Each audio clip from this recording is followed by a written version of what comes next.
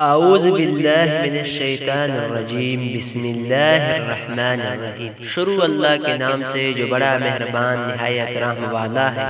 السلام علیکم معزز دوستو، آج ہم آپ کو پیارے نبی حضرت محمد صلی اللہ علیہ وآلہ وسلم کی غار حرا کا واقعہ بتائیں گے۔ پیارے نبی صلی اللہ علیہ وآلہ وسلم کی عمر مبارک کے 40 سال پورے ہو کر 41ویں سال کا آغاز تھا کہ غار حرا یکا یک نور بن گیا اور رخ آفتاب سے زیادہ منور ہو گیا۔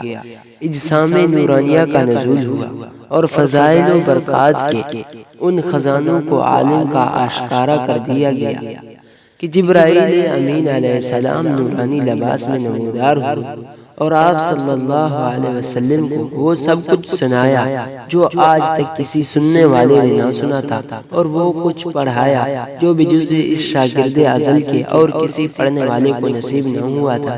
جبرائیل علیہ السلام نے عرض کیا، اقرا پڑھیے۔ آپ صلی اللہ علیہ وسلم نے فرمایا، ما انا بقاری، میں تو پڑھا ہوا نہیں ہوں۔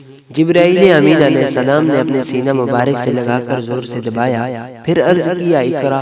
حضور صلی اللہ علیہ وسلم نے دوبارہ یہی فرمایا کہ میں پڑھا ہوا نہیں ہوں۔ جبرائیل امین علیہ السلام نے دوبارہ شرف معانی کا حاصل کیا اور پھر وہی درخواست کی اور عرض کیا، اقرا بسم ربک الذی خلق، پڑھ اپنے پروردگار کے نام سے جس نے پیدا کیا انسان کو جمے ہوئے خون سے۔ پڑھ، اور تیرا پروردگار بہت کریم ہے جس نے علم سکھایا قلم سے، سکھایا انسان کو جو وہ نہیں جانتا تھا۔ جسم مبارک اس جلال سے کانپ رہا تھا اور بار امانت کے اس جلیل قدر بوجھ سے بدن نازک لرز رہا تھا۔ اسی حالت میں ہدایت و سعادت کا آفتاب روشن سینہ مبارک میں لیے ہوئے دولت خانہ تشریف لائے۔ رفیقہ حیات پر نگاہیں پڑی اور زملونی زملونی مجھے چادر اڑا دو، مجھے چادر اڑا دو کہ الفاظ مبارک زبان سے ادا فرمائے۔ غم گسار بیوی نے کمبل اڑا دیا اور خود پہ کر تجسس بن کر خدمت گزاری کے لیے پاس بیٹھ گئے۔ طبع عالی کو قدر سکون ہوا تو جو کچھ واقعہ پیش آیا بیان فرمایا۔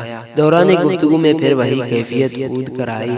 فرمایا، خدیجہ رضی اللہ عنہ میری حالت کچھ غیر معلوم ہوتی ہے، دل پر ایک ایسی دہشت طاری ہے کہ جس سے مجھے اپنی زندگی کا خطرہ دکھائی دیتا ہے۔ دنیا کی کوئی اور عورت ہوتی تو شوہر کی یہ حالت دیکھ کر اور زبان سے ایسے کلمات سن کر خدا جانے اپنا کیا حال کرتی۔ شوہر کریم صلی اللہ علیہ وسلم کے ارشادات سن کر اضطراب اور اضطرار سے قطعاً بیگانہ ہو کر نہایت و متانت و سنجیدگی سے فرمایا، میرے آقا خدا کی قسم، خدا تعالیٰ آپ کو ضائع نہ کرے گا اور آپ کو کسی زحمت و تکلیف میں مبتلا نہ ہونے دے گا، کیونکہ آپ غریبوں اور فقیروں کے ہمدرد، رشتہ داروں کے ساتھی اور ہمسایوں کے رفیق ہیں۔ ہر کسی ناقص کے ساتھ آپ کا حسن سلوک، آپ کا شیوا ہے، مسافر نواز اور غریب پرور ہیں، مظلوم کے یاروں اور بے کسوں کے مددگار ہیں، برائی اور برے کی مجلس سے نفرت رکھتے ہیں، بھلائی اور بھلے لوگوں سے آپ کی محبت ہے۔ اس بلند فطرت اور صاحب فراست خاتون رضی اللہ عنہ نے تصدیق نبوت کی اور اس کے لیے ایسی ناقابل تردید شہادت پیش کی جس کو دنیا کی کوئی دلیل اور بڑی سے بڑی حجت بھی باطل نہیں کر سکتی۔